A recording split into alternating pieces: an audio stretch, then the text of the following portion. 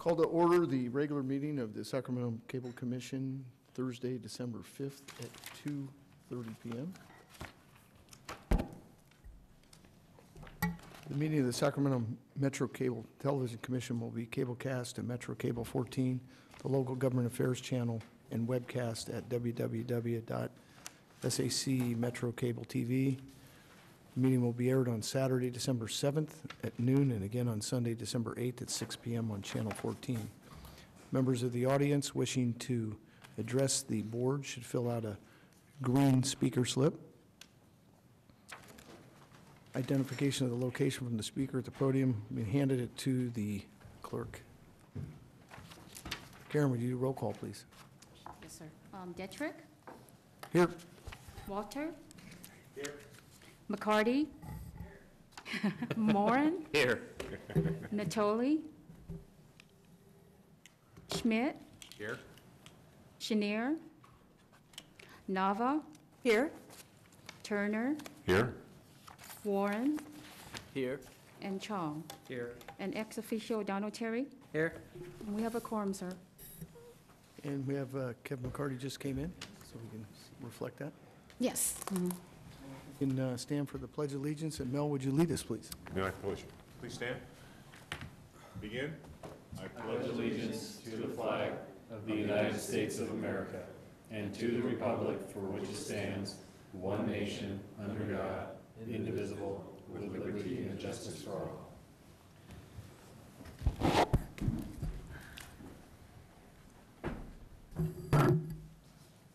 Well, we have a new commissioner that we'd like to introduce out of Phil Cerna's office, Lisa Nava. Thank you. Thank you, everybody, for having me here today. I just started with Supervisor Cerna about just over a month ago, and prior to that, I was District Director for Councilmember Rob Fong. So it's nice to be back where I used to be. I look forward to serving with you all. Thank you. Well, welcome aboard. Thank you.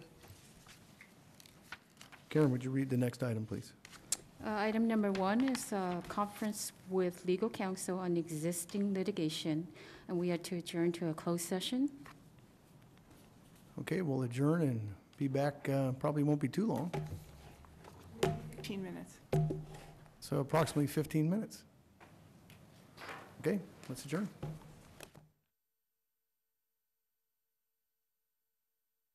Reconvene from our closed session, and there's nothing to report out. I don't know if you want to make any comments, Harriet, or anything? No. So we will go to the next item, Karen. Item number 2 is to receive verbal reports from staff on administrative matters. Good afternoon. I just have a brief report. I was going to give you a little bit of status on PEG projects, the public education government channel facility projects that are happening at certain member agencies. The chambers we're sitting in right now is the historic chambers at City Hall, and much of the audio video improvements that were required in order to make this a reality and to have this available for meetings such as this were funded by grants to the city of Sacramento. So. And I believe this is one of the first meetings being filmed here that after this project has become a reality. So that's really good to report. Also as well, the reason we're here is because the county board chambers is being upgraded by a significant grant to the county for upgrades to the county board chambers. As you know, more than 40% of the meetings generate from that room. And that project is supposed to be completed December 10th. There's a December 10th board meeting, and so you might want to watch that one and see what the new chambers looks like. City of Folsom, there's an audio project that the city just completed that was funded by a PEG grant, and I understand that you can hear the city council meetings in Folsom much better than before. And with that, let's see. I know that Elk Grove is finishing up a project as well. I know that there's some technical issues that are being worked out with their consultant Spinatar, but there's an Elk Grove project that's being completed as well. And with that, that's really the only thing that I have to report today, unless there's any questions. Anybody have any questions for Bob? Okay, Karen, can you read the next item, please? Item number 3 is to receive verbal reports from state franchisees reps that may be present. I don't believe we have any in attendance.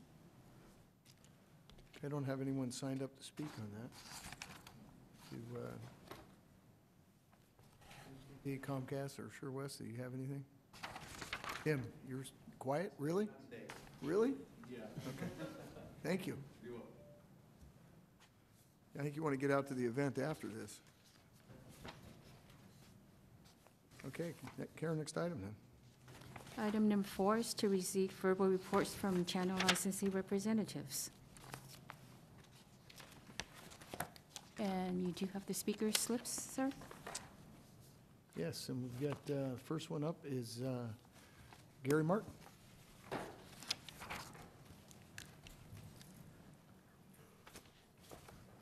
Keep it short. First off, thank you for the opportunity to talk with you and speak for Access Sacramento. Ron Cooper, of course, retired 6 months ago, and I've been at the helm for the last several months, and I can report that the transition is going very smoothly and that things progress and that all things are going well. In the continuing work that we do, and in our newsletter you'll see that several Access Sacramento programs have received Western Access Video Excellence Awards. There's a competition among 6 Western states for best public access, government access, educational access programming. And Access Sacramento, I'm proud to report, received 6 WAVE awards, including for 2 programs that you fund specifically under Hometown and Game of the Week. We broadcast the live Pig Bowl broadcast of the firefighters versus the police and law enforcement. That broadcast won Best Sports Coverage Award. And our Game of the Week broadcast for CIF High School Playoffs in basketball also won a Sports Coverage Award. One of our producers, also I'll mention, was awarded, and I mention it specifically because it's an award for Best Inspirational or Religious Program. It's a public access program, and the unique part of that, which really speaks to why public access works, is because it was the television broadcast of the biblical story of the Easter event, crucifixion, and 3 days later, the Easter event. And what is unique about this particular event is because it has 100 people on stage for the recreation of that Bible story. It has Roman guards and it has lots of performance aspect pieces to it, but it's all in Russian. So the broadcast in Ukrainian, it gets the best award for inspirational programming in 6 Western states. And that's all because of what you allow to happen on our channels 17 and 18. Hometown TV events include mental health in Sacramento, unemployment. It includes the Runaway and Homeless Month kickoff, a variety of other types of broadcasts. We completed 10 live football games for Game of the Week, and we thank you for the coverage and the sponsorship of all of that. Several other specific things I want to mention. We had success with our Place Called Sacramento Film Festival, 14th annual, 10 original films about programs in our area. So that was great. It's a good fundraiser for us. And then I'll finish off just by mentioning that we continue with an application with the FCC for a low-power FM radio station, and feeling fairly hopeful. We are the single applicant for the frequency 96.5 here in the downtown area, and so would cross our fingers that the FCC would approve that application and we would move forward with the voice radio programming, which is currently heard as a backdrop to our community billboards, with that broadcast actually being now free on your radio in the downtown area. So that's encouraging as we look forward into the 6 months ahead. Our big Sacramento Has Talent fundraiser will again occur in April, and cross our fingers, that'll be a big fundraiser to support a variety of the things that we do in the support of the overall funding that you give to us. So thank you for everything that you do. We appreciate all of your support. And if you have any questions, I did send you a Ron Cooper-style I know it's kind of heavy. I've talked with Karen about maybe modifying this design just a little bit, but if you had a chance to read it or have any questions, I'll be happy to address those questions for you. Anybody have any questions for Gary? Gary, I just have one comment. In August next year, there's a group looking at bringing an international event here to the Sacramento region, and it'd be nice to see if we could get some coverage on that. Absolutely. Obviously, put 'em in- there's a format for applying, but boy, those are the types of things that we really truly support. So let's talk about it. Perfect. Thank you. All right. Thank you very much.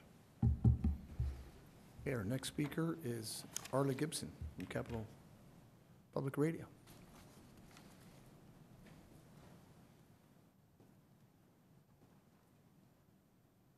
Then Liz will be our last speaker if anybody wants to sign up addition to that.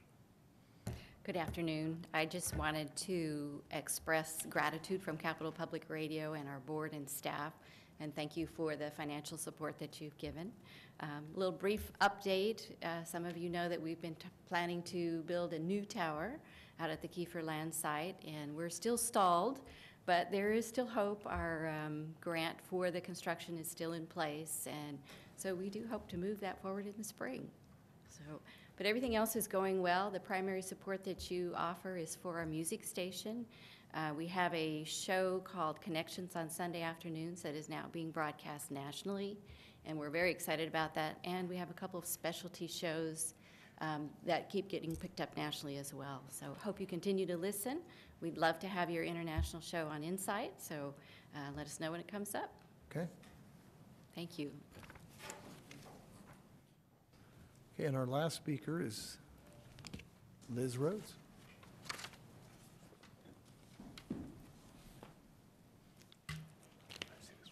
Good afternoon. I'm Liz Rhodes with Sacramento Educational Cable Consortium and BestNet. And if I had been really smart, I would have put these out in front of you, but I wasn't smart. So can I just, hand them to you? Oh, thanks, Bob. This is our already redesigned semi-annual report that Gary was talking about redesigning. We already did ours.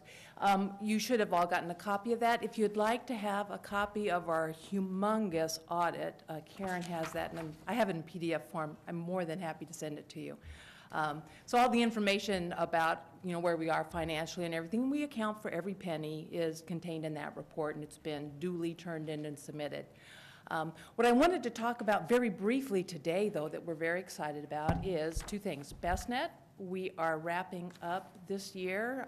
It looks like everything's going to be done on time. All of the schools completed on time, which is a first for SCCC and for Comcast. So big thank you to Comcast on that. And we're moving ahead with next year's sites already, so that's good. The other thing that we have been working on, I've reported to you in the past, is some of our programming, and that we're making an effort to bring new and different programming to the educational channels. One of the big things that we've done in the past several months is we've taken a lot of the student programs, and we realize that with those student programs, there are reasons for the students to produce these, and where we know about it, the teachers know about it, the community doesn't. So we've started a new thing where we call a SIVA moment. And this is, we take some of the entries, the hundreds of entries that we receive every year for our student video competition. We go out and interview the students. So I have just a short, they're 1 minute, and we air them on a reel in between classes and that kind of thing on our channels. And I have one in particular that I'd just like to show you today that gives you an idea of the impact of what these videos mean to the kids and for the students in their own words. So, Karen, with this responsibility that I have to make this work. Karen, do you cue that up? or Okay, thank Craig? you. Thanks. We're going to roll this SIVA feature.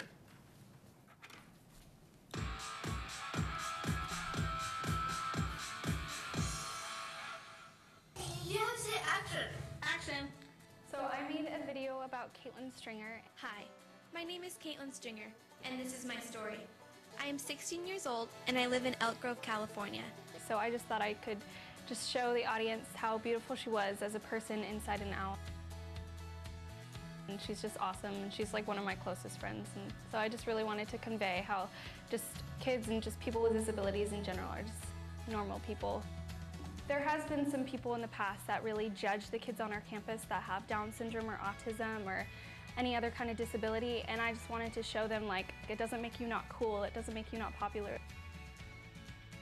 I love showing people like just messages and just kind of using that as a different medium towards like expressing what I love to do and expressing just my feelings and emotions. So I feel if I just convey like what I feel about kids with disabilities, other people will inherit what I feel and they'll immediately just gain respect for other people as well. And then we are running over Christmas on December 25th. If you're at home and you have nothing to do, you want to watch our Student DV Marathon. We're running several hundred of the videos that we have, and these are all on YouTube. We have a YouTube channel as well as the channels. But as I said, the important thing, to us, and I think you saw it in there, is that, it is truly amazing what video means to the students and the young people of our community, and the outlet that they have to be able to verbalize and to say this is what's important to them and why. So that just really brings it home for us, and it should for you. So thank you for the opportunities that we have and the opportunities that you give to our community. And unless there's any questions, Merry Christmas, Happy David told me season's greetings. And thanks again. Thanks. Thank you, Liz. Any other speakers before we close this item? Looks like we're good. Karen, next item. Item number 5 is to receive comments from the public. I did not receive any speaker slips. Well, we don't have any speaker slips there, so I think the only item left is for adjournment. Before we do that. I have one question. Oh, do you? Yeah, did I hear that we have another meeting next week? No. I thought I heard December 10th as the next meeting. No, that was considered as a special meeting date in lieu of this one, but because we're But we holding don't this have a one. meeting We on do the not 10th. have a meeting Okay. next week. All right, great. There was talk about possibly setting up a special meeting in December, had we not had this meeting. Okay. So there might have been some confusion there. I know that Karen called around to some of the staffs, seeing if there was the availability for a special meeting, so that's probably the confusion. Okay. Yeah. We won't have a January meeting. We will likely meet in either February, March, or April. As we typically do, we'll consult with the chair and certainly let you know when the next meeting will be. Great. So any other questions or comments? And I think we can close it with Merry Christmas or Happy Holidays, whatever it is you celebrate, and have a Happy New Year, and we'll see you next year. Meeting adjourned. Thank you. That's good. Good job. Great meeting.